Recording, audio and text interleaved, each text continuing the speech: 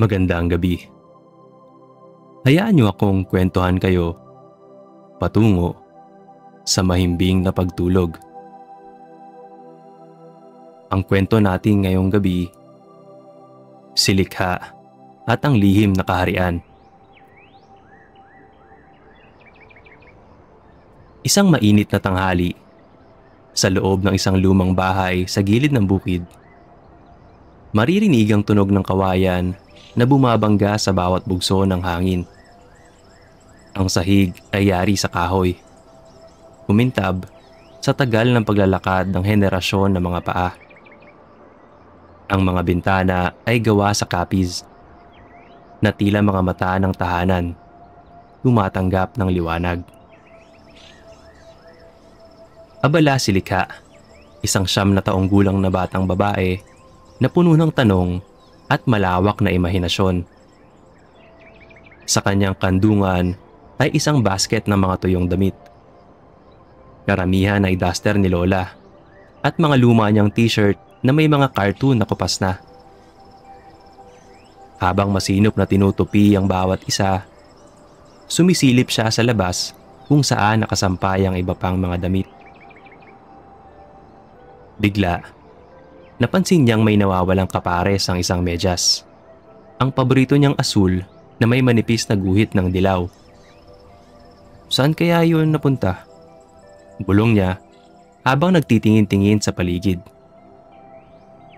Isa-isang isinuksok ng braso sa bawat sulok ng silid. Pagkatapos ng ilang minutong paghahanap, bigla siyang napahinto. May narinig siyang mahinang buntong hininga. Hindi iyon galing sa kanya. Hindi rin sa electric fan. Mas lalong hindi kay Lola na nasa kusina. Ang tunog ay may bigat. Parang galing sa isang nilalang na pagod sa paghihintay. Dahan-dahan siyang sumilip muli sa ilalim ng sofa. At doon, sa anino, nakaupo si Tuting. Ang puting pusang mahilig matulog sa ibabaw ng labahan. Hindi siya gumagalaw. Tanging ang kanyang mga mata lamang ang nakatitig sa kanya. Mula sa anino ay lumakad si Tuting palabas ng ilalim ng sofa. Ang kanyang mga mata ay tila nagliliwanag sa ilalim ng tanghaling araw. May kakaiba sa kilos niya. Hindi ito ang tipikal na himbing o patamad na lakad ng isang pusa. Ang lakad niya ngayon ay matatag, marahan, at tila may layunin. Tumigil si Tuting ilang hakbang mula kay Likha. Tama na ang paghuhugas, Likha. Wika niya sa isang tinig na malalim at malumanay. Parang nagmumula sa loob ng puso ng bahay. Kailangan ka ng aming kaharian, pagpapatuloy ni Tuting. Napatigil si Likha. Ang hanger ay nahulog mula sa kanyang kamay at tumama sa sahig ng may kaluskos. Naligas ang kanyang katawan habang ginigilalas ang narinig. Ikaw, Tuting?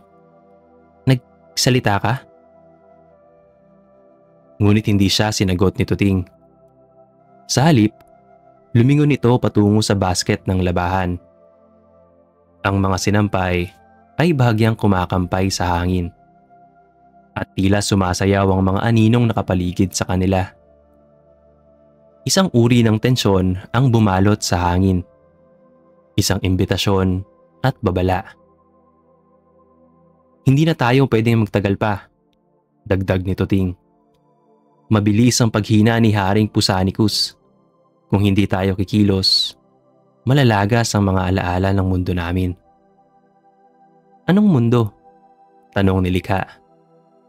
Ngunit ang pusa ay dumiretso na patungo sa basket. Nakarating si Tuting sa basket na puno ng natuyong labada. Tumalon siya sa ibabaw at sa sandaling iyon, isang kakaibang liwanag ang bumalot sa paligid. Ang mga damit ay umangat na parang may sariling buhay. Umiikot na parang hinihigop ng hangin mula sa loob ng basket.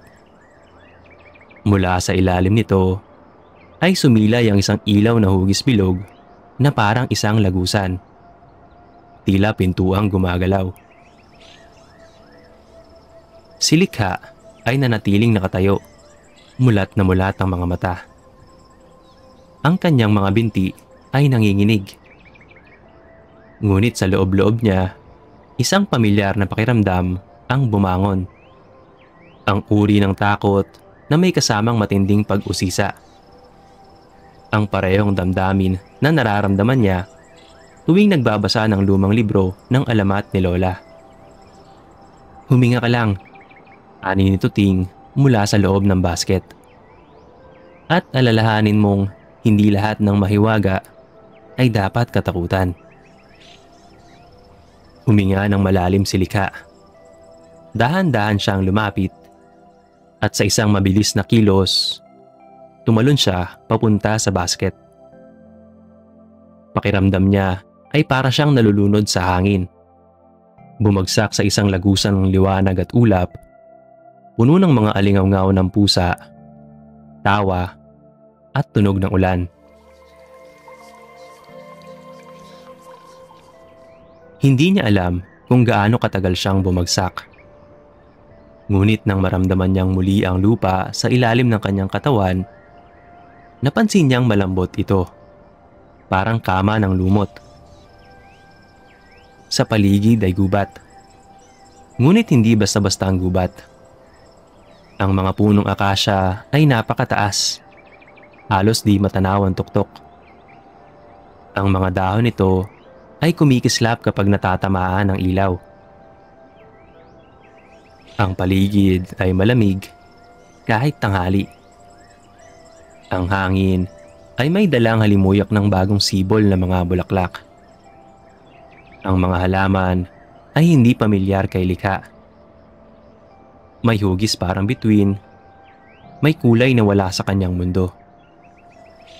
May mga paru-parong naglalakbay sa hangin, nag-iiwan ng mga bakas na kumikislap. "Teka," bulong ni Likha. "Nasaan ako?" Sa kanyang tabi, muling nagsalita si Tuting. Maligayang pagdating sa mahiwagang kaharian ng mga pusa. Isang nakatagong mundo mula sa mga tao. Paliwanag nito. Matapos ang ilang sandali, matapos masilayan ni Likha ang napakagandang lugar, agad siyang inadyok ni Tuting papunta sa kaharian ng reyna ng mga pusa, si Reyna Pusana.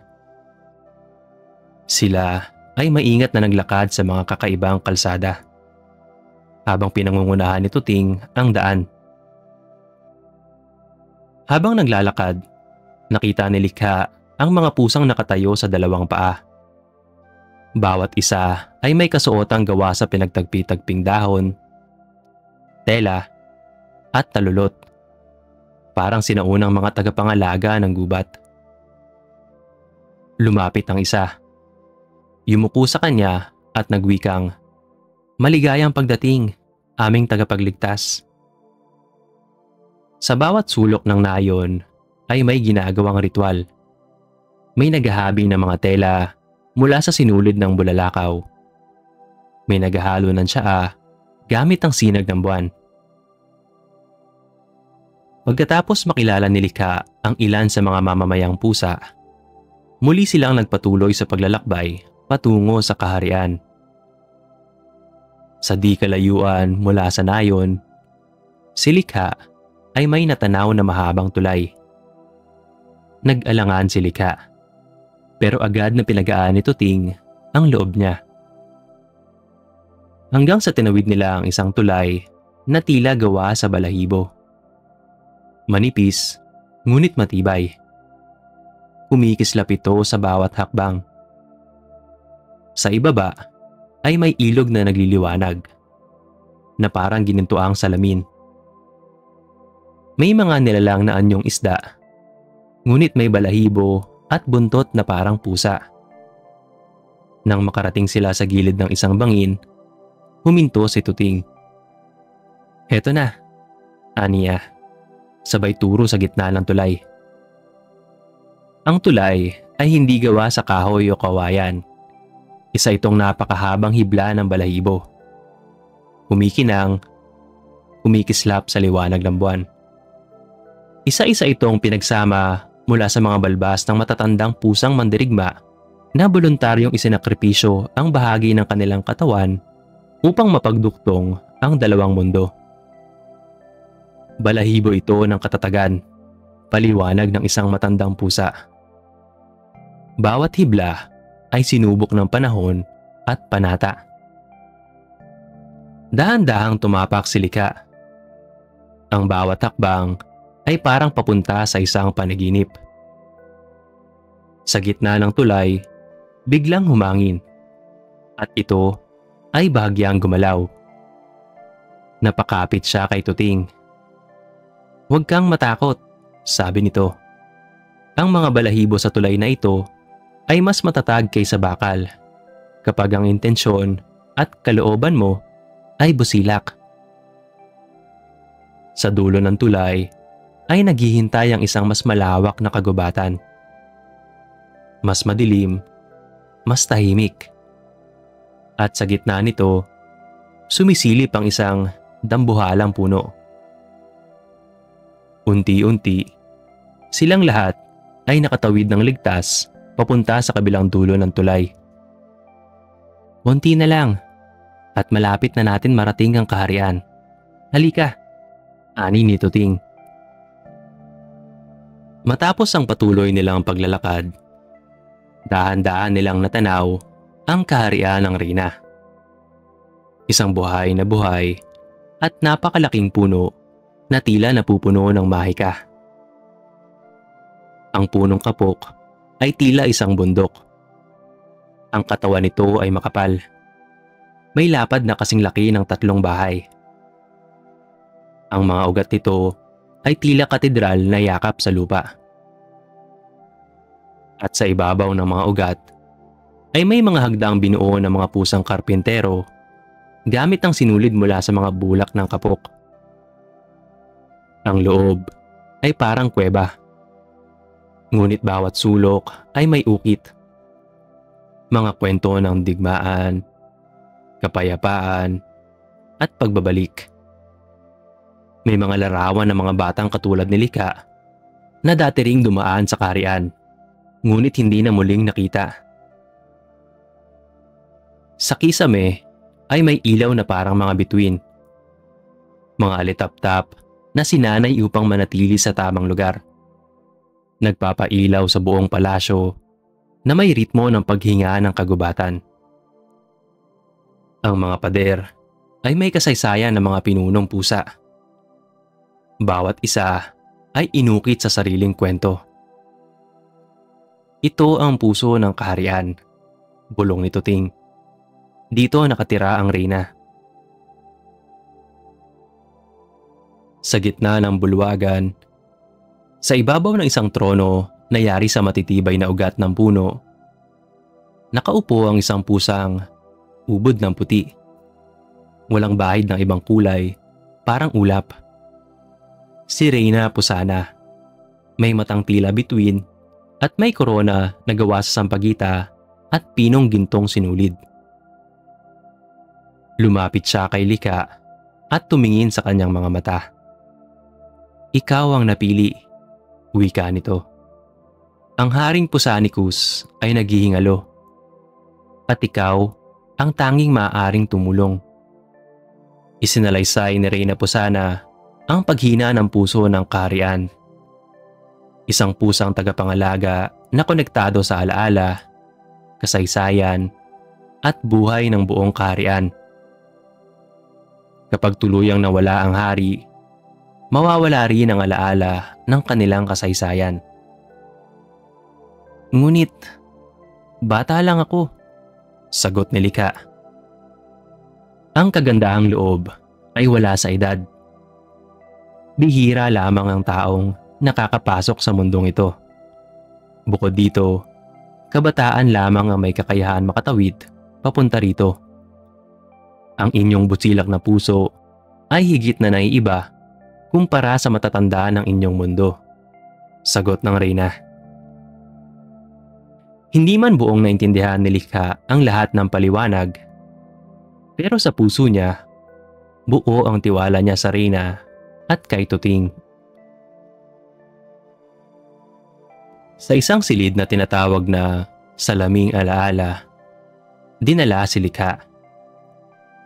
Doon ay isang salamin na parang tubig na hindi nauubos. At kapag tinignan mo, nagpapakita ito ng alaala ng mga nakaraan. Sa loob ng salamin ay isang batang lalaki. Halos sing edad ni Likha. Ang kutis nito ay mas maputla at ang kanyang mga mata ay mas tahimik. Ang batang ito ang naunang tagapagligtas. Dinala rin noon at piniling tumulong. Ngunit habang nagpapatuloy ang imahe, nakita nilang ang batang lalaki ay unti-unting tumatanda hanggang sa hindi na ito muling nakabalik sa kaharian. Nawala siya sa paglipas ng panahon, paliwanag ni Tuting. Nang hindi niya natapos ang paglalakbay upang iligtas ang hari. Sa kabila nito, binigyan niya kami ng sapat na oras upang hanapin ka. Nagningning ang salamin at tila sumigaw ng babala. Ang takot ay hindi mawawala, pero kailangan mga ibabaw ang tapang sa iyong puso sa kabila nito. Iyon ang tunay na sukat ng pagiging bayani. Pagkatapos ng lahat ng ito, naghanda na si Likha at Tuting sa paglalakbay para kunin ang bagay na makakapagligtas kay Haring Pusanicus. Dinala si Likha sa labas ng palasyo, patungo sa gubat ng ulan. Ito ay isang lugar kung saan laging umuulan. Walang araw, walang bituin. Tanging mga patak ng tubig na parang laging umiiyak ang langit. Ang mga dahon ay malalaki, parang bubong. Ang mga sapa ay umaawit. Ang butil ng alon ay kailangang makuha. Isang malaperlas na kristal na taglay ang kakayahang gamutin ang hininga ni Haring Pusanicus. Ngunit ang gubat ay may tagapagbantay. Mga pusang ligaw na tinawag na puskal. Sila ay dating tagapangalaga na nawala ng direksyon. At ngayon ay nilalamon ng ulan at dilim. Ang kanilang mga mata ay wala ng liwanag. At ang kanilang galaw ay tila hinuhugot ng kalungkutan. Habang lumalalim si Likha sa gubat, nagsimula niyang marinig ang mga tinig ng kanyang sariling takot. Hindi ka sapat. Bata ka lang. Wala kang alam. Hanggang sa isang puskal ang sumugod patungo sa kanya. Nagngangalit ang sigaw nito. Ngunit naalala niya ang tinig ni Lola. Ang mainit na yakap at ang amoy ng nilutong tsampurado sa umaga. Kasabay nito ay sinalubong niya ng mainit na yakap ang tumalong puskal. Nagulat ito sa kanyang ginawa at tila napatigil. Maya-maya, unti-unting nagbago ang itsura nito.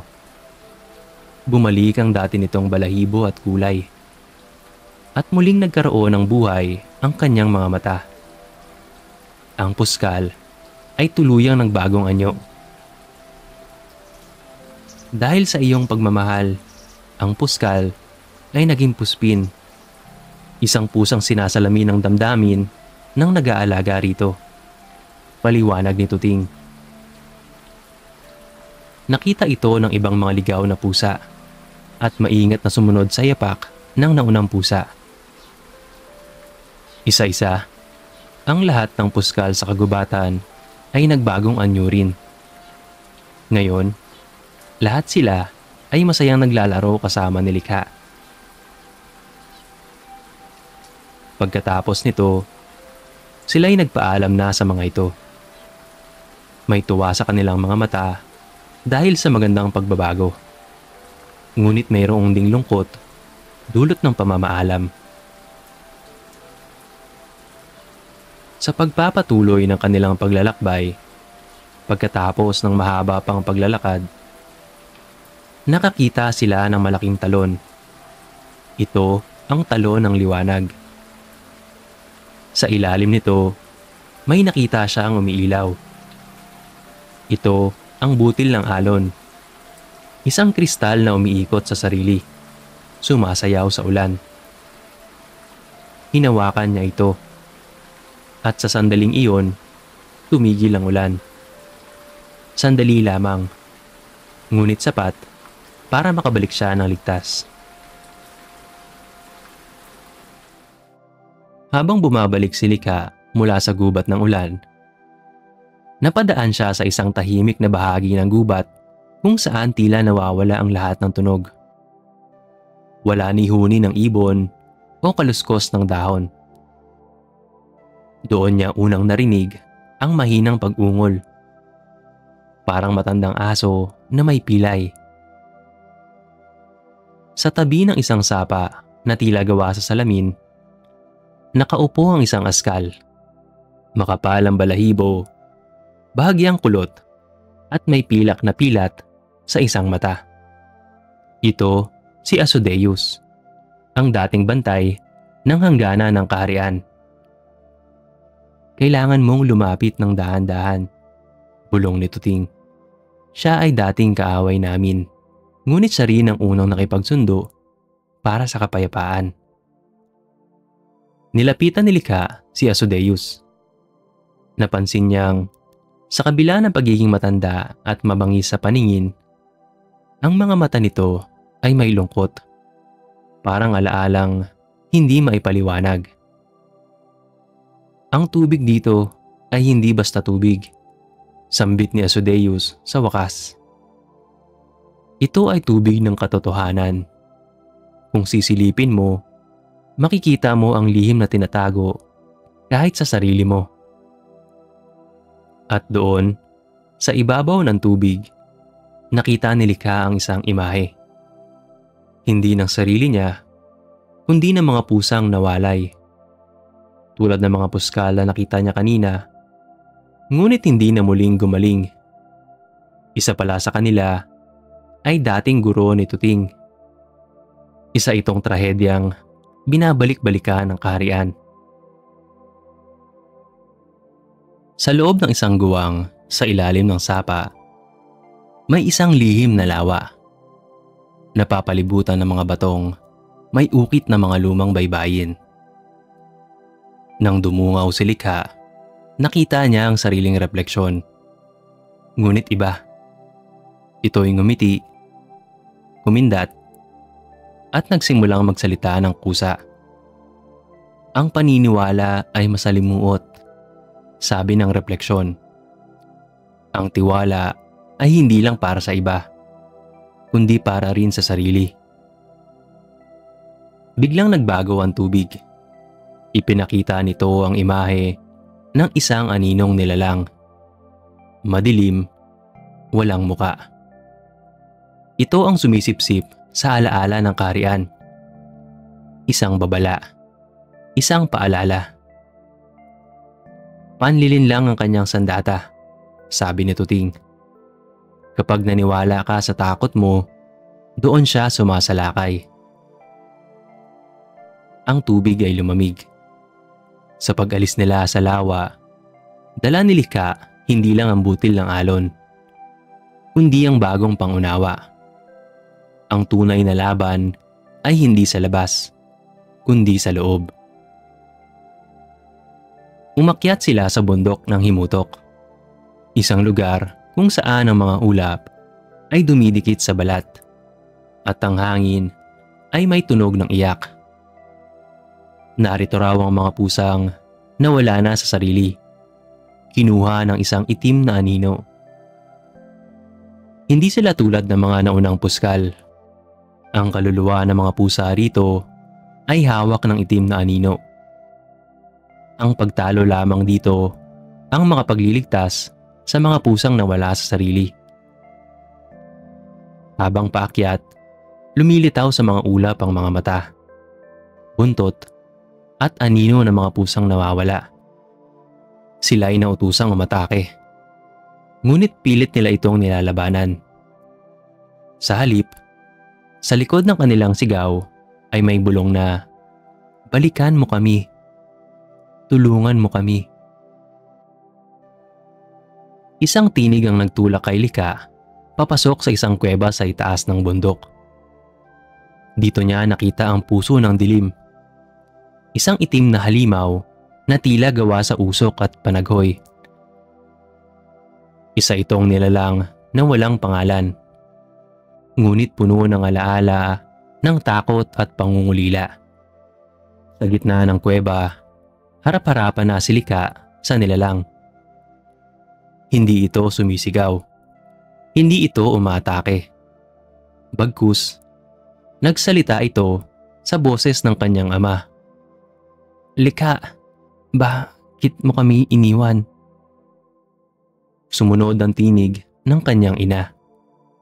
"Bumalik ka sa amin. Dito ka lang ligtas." Ang katawan ni Lika ay nanghina. Napaluhod siya.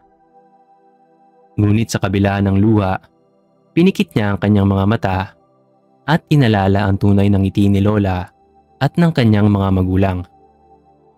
Ang mga tawanan sa kusina at ang pagtutupi ng damit habang pinapakinggan ang radyo. "Kung ano ka man, maging kasamaan o kadiliman," bulong ni Lika. "Walang dahilan upang matakot," sabay sigaw niya. Sa kanyang pagtindig, nagliwanag ang butil ng alon at unti-unting natunaw ang anino hanggang sa wala na itong iniwang bakas kundi katahimikan.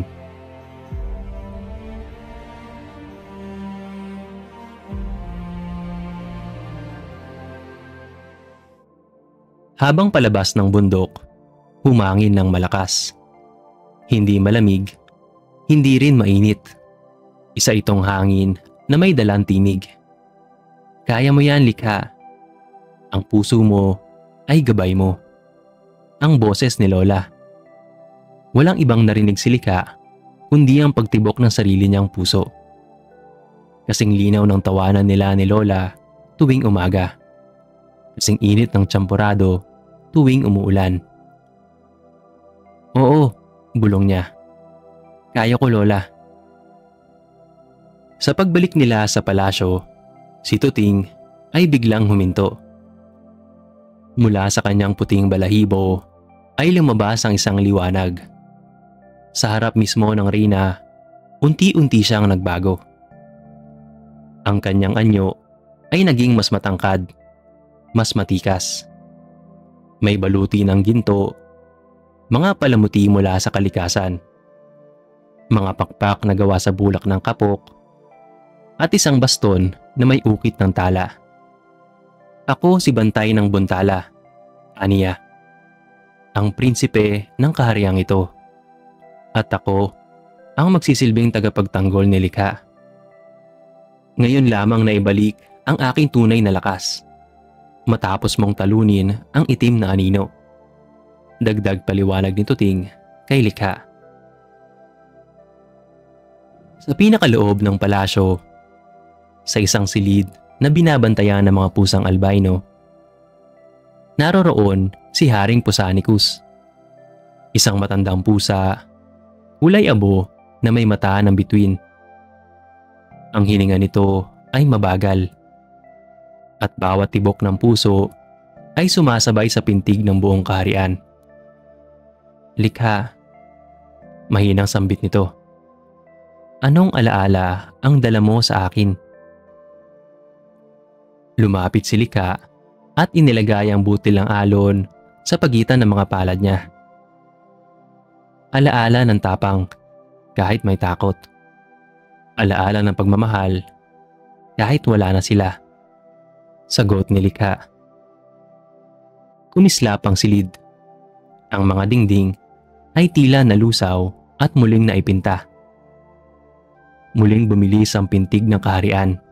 Muling nagliwanag ang nakatagong mundo sa ilalim ng labahan. Pwede kang manatili rito, alok ni Reyna Pusana. Bilang prinsesang tagapag-ugnay ng dalawang mundo. Tahimik si Likha. Tinignan niya ang mga pusang nakangiti sa kanya. Ang palasyong ngayon ay puno ng awit. Ngunit naalala niya si Lola. Ang init ng tahanan. Ang halimuyak ng sabon sa pinipigang labada. Hindi po ako para dito. Pero masaya ako at ako'y nakatulong sa inyong kaharian. Sagot niya. Dala ko ang mga aral at bagong karanasan sa puso ko. Sa gitna ng pag-awit ng mga mamamayang pusa, muling lumitaw ang basket ng labahan. Ngunit ngayon ay kumikislap at tila lumulutang sa gitna ng hangin. Naglakad si Likha palapit. Hawak ang maliit na palamuti mula sa Reyna. Isang kwintas na gawa sa hibla ng kanilang balahibo. Paalam, sabi ng Reyna. Ngunit hindi ito ang huli. At sa isang iglap, agad tumalon si Likha pabalik sa kanilang mundo. Matapos ang ilang sandali, nagising si Likha sa banig. Bumababa na ang sikat ng araw mula sa kapis na bintana. Amoy tsampurado. Si Lola ay nakaupo sa tabi niya, nakangiti. Napahaba ata ang tulog mo, apo. Kakatulong sa aking labahin. Wika nito. Tamang-tama ang gising mo. Mainit pa ang niluto kong tsampurado para sa'yo. Ngunit sa sulok ng silid, naroroon si Tuting. Nakaupo, nakangiti, at sa isang kisap mata, kumindat.